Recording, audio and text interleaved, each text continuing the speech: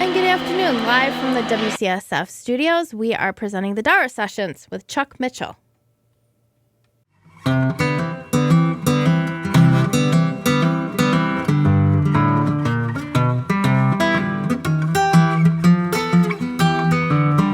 Hello, everybody.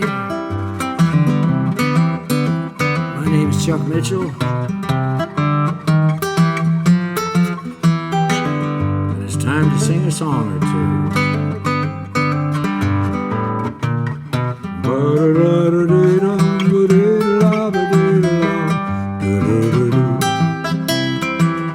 You see me taking it easy, that's what I try to do.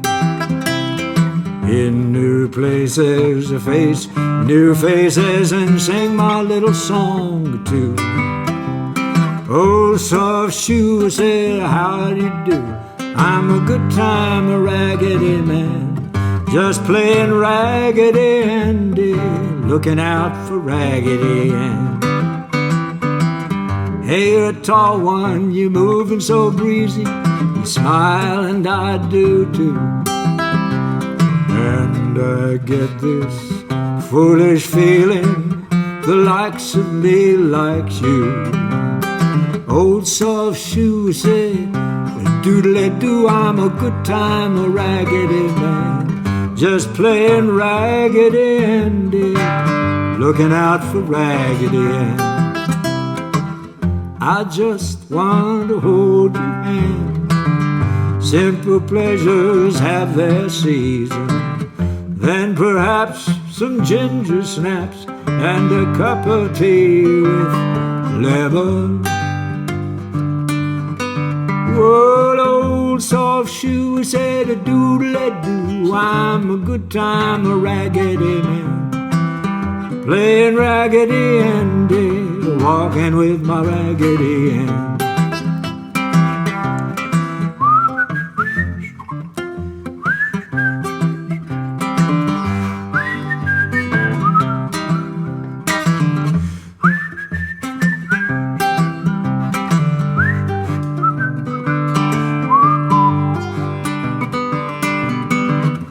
Pitter-patter up my stairs, I can see you standing there. Will you wake me up to say, twinkle, twinkle, lovely day? La-da-da-dee, la-da-dee-la-dum-dee-doo-doo-doo-doo-doo-doo. Playing Raggedy Andy, come on, baby, Raggedy Ann. Yes, I just want to hold your hand. Simple pleasures do have their season, then perhaps ginger snaps, cup of tea with lemon. You see me taking it easy, that's what I try to do. But I'm so glad you fancy me, you're happy that I fancy you. Now there's an old soft shoe, and as I doodle-doo, I'm happy with you. You got a good time, Raggedy Man, I'll be your Raggedy Andy, come on, be my Raggedy Ann. Old soft shoe, and I'm happy with you. You got a good time, a Raggedy Man, 'cause I'm your Raggedy Andy, you're the Raggedy Ann. Well, why don't you sing a bit, Bing? That's where the idea for this song came from. Bubba, bubba, bubba, bubba, bubba, bubba, bubba, bubba, bubba, va, va, va, voom.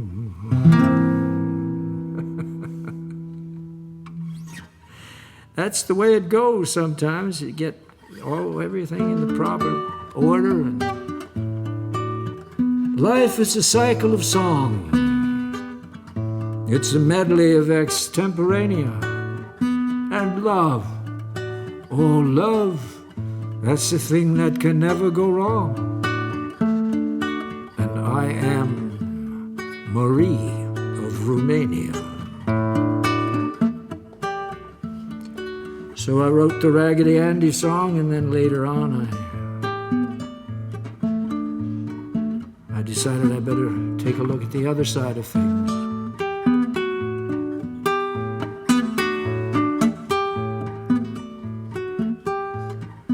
When the sunlight turns to amber, the trees are gone to gold. When the mist rides in the valley, the autumn nights go cold. Look out, girl, don't you listen no matter what you're told. Some uncertain morning I'll be gone. Nothing on my summer mind but living off the land. Nothing I could say or do to make you understand. Oh, look out, girl, I've seen that ocean, yeah. Yeah, look out, girl, so warm and good, don't you waste your time alone.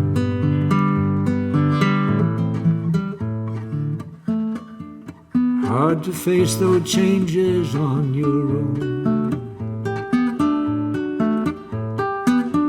Long green summer days drift by like clouds drift on the air. Lightning rims a velvet sky, I whisper in your hair. Look out, girl, so warm and good.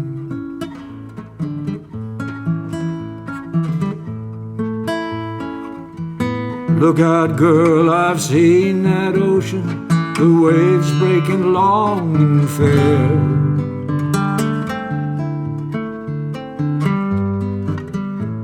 Telling me it's time to break and roll.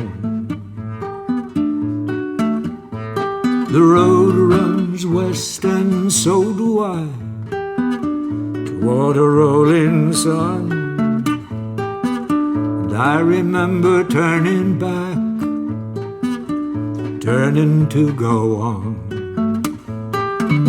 Oh, look out, girl, so warm and good, don't waste your time alone. It's hard to face those changes on your own. Oh, look out, girl, so warm and good, don't waste your time alone. It's hard to face the changes on your own. On your own.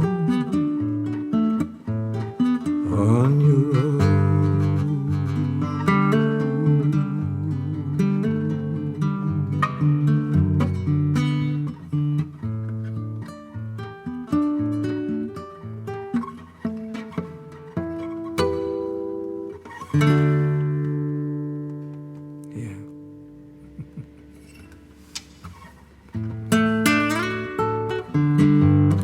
There's so many songs.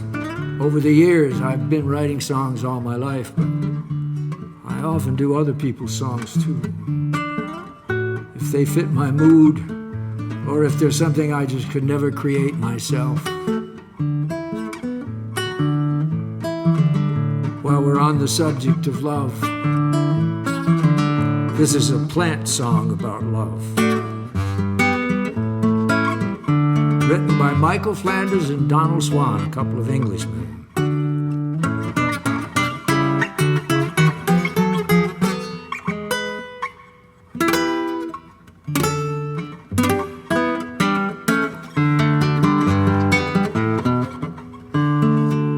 fragrant honeysuckle spirals clockwise to the sun, and many other creepers do the same. But some climb anti-clockwise, the bindweed does for one, or convolvulus to give its proper name. Rooted on either side a door, one of each species grew, and raced toward the window ledge above. Each corkscrew to the lintel in the only way he knew, where they stopped, touched tendrils, smiled and fell in love. Said the right-handed honeysuckle to the left-handed bindweed, "Oh, let us get married if our parents don't mind. We'd be loving and inseparable, inextricably entwined. We'd live happily ever after," said the honeysuckle to the bindweed. To the honeysuckle's parents it came as a shock. The bindweeds, they said, why, they're inferior stock. They're uncivilized, of breeding bereft. We twine to the right, and they twine to the left. Said the anti-clockwise bindweed to the clockwise honeysuckle, "Oh, let us start saving many a mickle maximuckle, and run away on our honeymoon and hope that our luck will take a turn for the better," said the bindweed to the honeysuckle. Now a bee who was passing remarked to them then, "Well, I've said it before and I will say it again. Consider your offshoots, if offshoots there be. They'll never receive any blessing from me. Oh, poor little sucker, how will it learn when it is climbing which way to turn? Oh, right, oh, left, oh, what a disgrace, for he may grow straight up and fall flat on his face." Said the right-hand thread honeysuckle to the left-hand thread bindweed, "It seems that against us all fate has inclined. Oh, my darling, oh, my darling, oh, my darling Columbine. We are lost and gone forever, we shall never intertwine." Together they found them the very next day. They had pulled up their roots and just shriveled away, deprived of that freedom for which we must fight, to veer to the left or to veer to the right.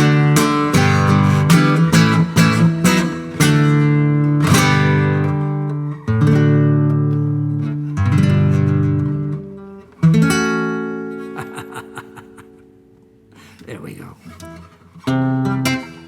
That was Flanders and Swan, take one. It was a plant song, and I suppose it's only equitable and fair in this world of equitability and fairness to do an animal song as well.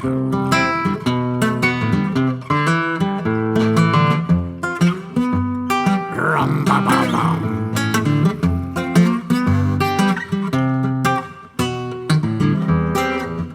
Well, a year ago last Thursday, I was strolling in the zoo when I met a man who thought he knew a lot. He was laying down the law about the habits of baboons and the number of quills a porcupine has got. So I asked him, I said, "All right, young fella, what's that creature over there?" And he answered, oh, well, I do believe that is a helk.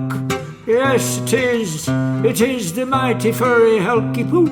And you know, I might have gone on thinking that was true if the animal in question had not put this chap to shame and remarked, "I hate a helk, I am a gadoo. I'm a gadoo. I'm a gadoo. The nicest work of nature in the zoo. I'm a gadoo. How do you do? You really ought to know a whoozy wahoo. I'm a gadoo. spelled G-N-U. I'm not a camel or a kangaroo. So let me introduce, I'm neither man nor moose. Oh, gano, gano, gano, I'm a gnu, cha-cha-cha-cha. Gano, gano, gano, I'm a gnu, hi-ho. Rum-ti-tiddly-too, I'm a gnu. Here we go. Well, I was taking furnished lodgings down at Ruston by the sea, whence I travelled on to Ashton-on-the-Lyme it was actually, and the second night I stayed there I was wakened by this dream, which I'll tell you all about some other time. But among the hunting trophies on the walls all around me bed, stuffed and mounted was this face I thought I knew.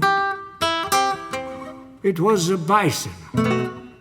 No, it was an okapi. No, it was a hearty beast. Nay, nay, and then I seemed to hear this voice. I am a gnu. You dummy dumb. I'm a gnu. A ganava gnu. And I wish I could ganesh my teeth at you. I'm a gnu. How do you do? You really ought to go know a whoozy woohoo. I'm a gnu. Spelled G-N-U, you call me bison or okapi and I'll sue. Nor am I in the least like that dreadful hearty beast. Oh, gano, gano, gano, I'm a gnu, cha-cha-cha-cha. Gano, gano, gano, I'm a gnu, hi-ho. I am not a Spiro, I'm an agnew. Well, that is a bit dated. Well, let's bring it up to date. What was it? I am not a llama, I'm an Obama. There we go. Or, I am not a heffalump, I am a Trump. Gano, gano, gano, I'm a gnu, hi-ho. Well, we need a laugh track to help that one along.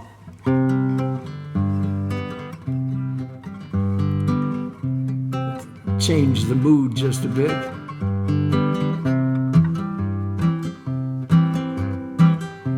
There's nothing in the world better than Pete Seeger. For those of you who are wondering about how the world is going and what we can do,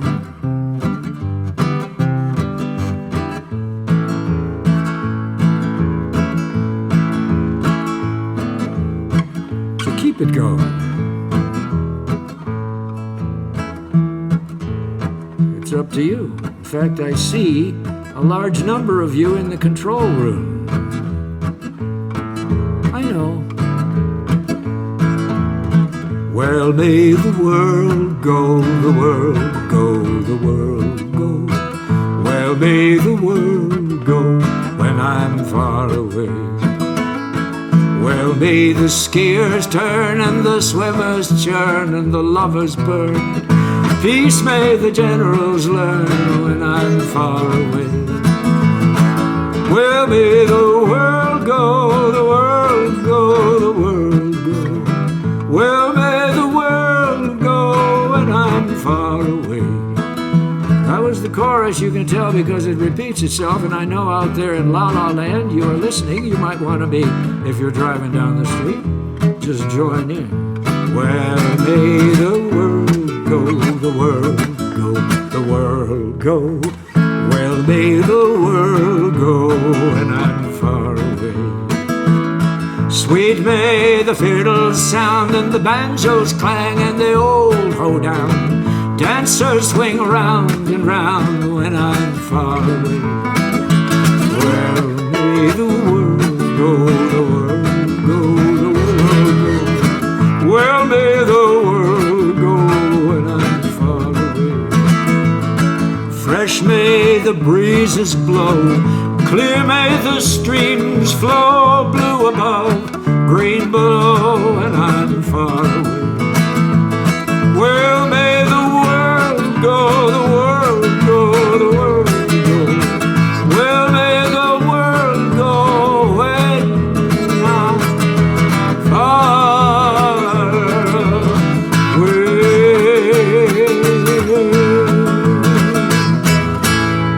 Yeah. Take care, everybody. Thank you.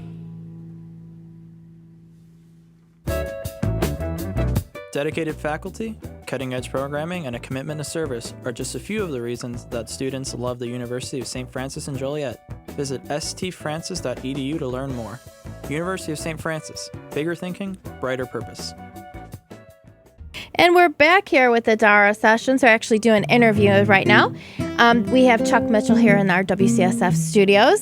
Good afternoon. How are you? I'm good. I'm very good, thank you. We've gotten over that difficult part where I have to sit in front of a microphone and sing songs. So now we can just talk. We can just talk right now. So I was looking up your bio. I see you were born in New York, but you were raised in Detroit. Is that correct? Well, I was raised early on in Connecticut, and then my dad got a job in Detroit. But I grew up in a little town called Rochester, Michigan, which is 25 miles north. It's now been swallowed up. It's part of the burbs. But when I was there, it was a farm town. Oh, okay. And then later on, one generation later, there was a person who became Madonna. Oh, who yes, also yes. grew up in Rochester. Oh, there you go. Yeah. There you go. So was your family always into music? Actually, my people were all teachers and newspapermen. Oh, okay. And we were all singers. We liked to get around the piano, although none of us played piano, but we had a couple of friends who did, and we'd all get out and we'd croon all night long. We'd have dinner, and then we'd go stand around the piano and sing. Oh, that was fun. So it was always, for me, it was singing first. Mm-hmm. I didn't start playing the guitar until I got out of college, and I found I couldn't find accompanist, so I had to learn to play. Okay. Well, I see when you were living in Detroit, you had a lot of famous visitors in your apartment building, like Gordon Lightfoot and Jesse Colin Young. But you had some good stories with that, huh? Oh, they were delightful people. Detroit had an incredible folk scene back in the 60s and 50s, up through the 70s. It tended to be sort of under the radar because the radar was totally occupied with Motown, Berry Gordy, and the Supremes. Yeah, right. We were all there at the same time. Oh, that'd be cool. The nice thing was there were clubs and bars which featured folk music. We had everything from the Celtic to the early old time, and we had Kingston Trio type acts, and then we had folks like me, and a lot of us had our own bars. Mine was the Alcove Bar. Oh, I bet you got Woodward. good stories with that. And, yeah, it was 2 blocks from the Maccabees building, which was where WXYZ was, and WXYZ was the flagship station for ABC. Okay. And they also, that was where the original Lone Ranger and Green Hornet series okay. They I didn't were know that. recorded there, very much like the studio. And so Brace Beamer and I've forgotten the fellow who played Tonto, they used to go to this bar, and one day Al, who owned the bar, who was connected, Al said to these 2 guys who'd come in for a few drinks after recording the Lone Ranger, he said, what should we call this place? And they said, well, let's see, Al. We call it the Al, and you, it's a nice place. It's kind of like a place to hang out. How about the Alcove, where we just sort of cruise in and settle down and have a few drinks? And so that's how the bar got named, by the Lone Ranger and Tonto. Oh, that's pretty cool. And then because of all the clubs, there were so many people. Gordon Lightfoot he worked same clubs I worked, but also Tom Rush, the Queskin Jug Band. I mean, the list goes on and on and on. It's just Dave Van Ronk, Eric Anderson. You could probably write a book with all your stories. Actually, that's something I've been working on. Oh, I think that would be good. But So, I have all kinds of ways of being distracted. don't we all? Yeah. So do you see yourself, you said you were always singing, so do you see yourself as a songwriter or performer, a little of both? Well, the background after I did high school in Rochester, I went to college and I majored in. I started to be a forest ranger, but then I discovered they were tree farmers, and I was more of an Aldo Leopold out there amongst the creatures type of guy. Gotcha. And I didn't want to be a tree farmer, so I majored in English with a minor in drama. So, and I did a lot of acting in college and have all through my life. And the singing was always important. But as I say, early on, I settled the piano was too big to carry around, but a guitar would make sense. So I started playing guitar. But I didn't start playing until I was 22. And Oh, there's wow. a huge difference. My kids started with Suzuki when they were 5. And they read music like I read a book. I mean, it's incredible. And they both are in music. But I ended up, as I said, being from this family of singers, but teachers and whatnot. I ended up being involved in the music. And I think of myself, I do write songs. I write a number of songs. And lately I've been thinking, golly, I should sing more of my own stuff. It's getting at that point in my life, I better start singing my own stuff. Yeah, you didn't record many albums. How come? I was always on the road. I was always traveling. My basically, in a way, my whole life is one song. I'm going to sing it for you now, which is a line from a Jerry Jeff Walker tune called Gypsy Song Man. He's another guy who came up, and after he climbed the top to the fifth floor walk up where I lived, he sat around and breathed hard for a while, but he came and visited, as I said, so many people did. But that whole point of singing and being on the road all the time, and I should have. I mean, that's something that we all do now, but it wasn't as easy back then. No, I'm sure it wasn't. Well, how many albums did you actually record? I recorded 2 physical albums, but I have a lot of stuff in the can that I'm gradually getting on. Right now, as some of you probably know, it used to be the CDs were the thing. Now people don't buy CDs. So my stuff, those 2 albums, all those songs are on CD Baby and iTunes and available through there. Yeah, I mean, I was just going to say, because now the music business is really dominated by streaming. Exactly. So how has that changed? Does it change anything for you, or? Oh, it makes a huge difference. I mean, part of it is is it I easier earned for you? Pardon? Is it easier now for you? No, Oh. because, well, 2 things. There's a context here. I'm older now. I did a huge number of college residencies, but it's hard to do college residencies when you're my age and you're basically identifying with with young people. I mean, I love them, but they're not as interested in me as they might be in somebody who's their own age, or even within not their grandfather's age. So that's a different thing. I used to do, as I say, I made a good living doing college residencies, a program I call Concert and Classroom. Basically, the concert was what you were after, but the classroom was the equivalent of the circus parade down Main Street. I would, because I had the degree in English, I could, parlay my way into classrooms where I've had just wonderful times singing and doing. I've got a lot of poetry committed to memory, and I have theories about how the world works and how writing works and so on. So I'd just go into a classroom and expatiate, and I would sing, and then one would hope that would get the word around. People would come to the coffee house where I was performing. Well, yeah, now they just look it up on their phone, right? Exactly. So it's a totally different world. We're screen oriented now. And this so is very true. The idea of it's the equivalent of I don't know, making it's so difficult to get people to go to a venue and sit around and listen to music. I think it's like storytelling. It's something that is very well, especially with folk important. music. Yeah, that really is a story. So what songwriters inspire you?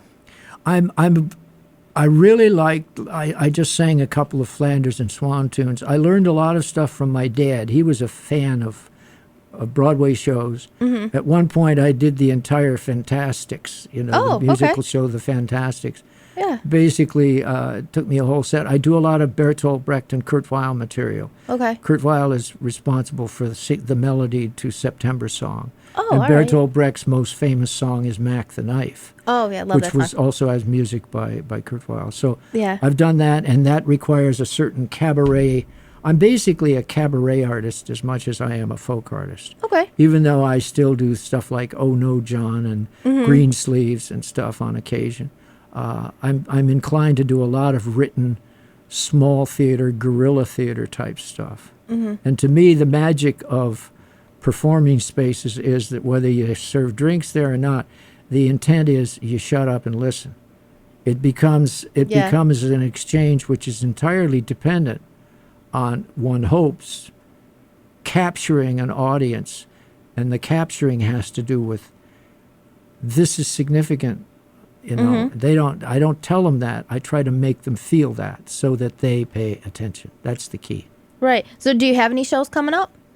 I do. I'm going to be at the Artisan Sanctuary in Marion. I just got this gig with a guy named Rob Lombard, who's another Iowa picker. I'm from Keokuk, Iowa. Okay. And that's where I ended up after banging around in Coconut Grove and L.A. and all. I came back to the heartland. So I do have a show. It's May 22nd or May 11th. Okay. I'm sorry. I've got something else going on. It's on, or is it May? Yeah, it's May 11th. I bet we could check it out on your website, right? You can. And it's there's at the website there's a link to the Artisan Sanctuary. It's a wonderful space. It's really nice. And if anybody's interested, your website is chuckmitchellsong.com, right? No, Mitchellsong.com. Mitchellsong.com. Okay. So they can go to mitchellsong.com to check out those songs. So our last question then is, since we are here and we have a lot of aspiring performers and songwriters and that, what advice would you give to any of the aspiring songwriters or artists? Remember the experience of Justin Bieber. Okay. He worked his little ass off. Yeah. And the key is to, particularly with your craft, it is a craft, but if you have an instrument, play the hell out of it. Okay. And practice and practice and practice, because it's the old tip of the iceberg. What you do in the performance that the public sees is girded way down deep below the waterline by a huge amount of effort, and you simply have to take care of business. Warm up, relax. The people I know who are really good, and they don't always include me, are very cool at the center. So you go out and, everybody has butterflies, but you just simply have to, well, for one thing, if you trust yourself. And the only way you can trust yourself is if you know damn well you've done it right, you're ready to go. So that's the key. Okay. Work. Okay, those. And have a good time. Have a good time. Yeah, that's definitely. Well, thank you so much for joining us today. You're most welcome. Okay, so like I said, if you want to check it out, it's mitchellsong.com. Yes. So, thank you very much. Looking forward to seeing you there. Yes.